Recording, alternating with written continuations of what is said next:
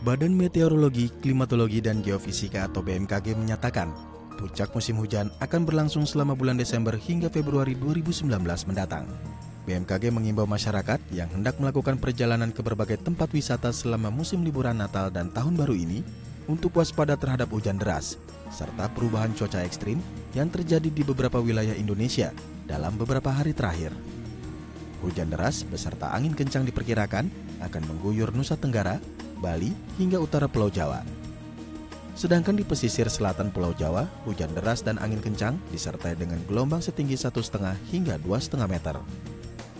Masyarakat juga dihimbau waspada ketika mengunjungi tempat-tempat wisata di wilayah terdampak khususnya pantai selatan, karena dikhawatirkan gelombang tinggi ini akan mengancam keselamatan kapal-kapal yang berlayar ataupun wisatawan yang berwisata di pinggir pantai.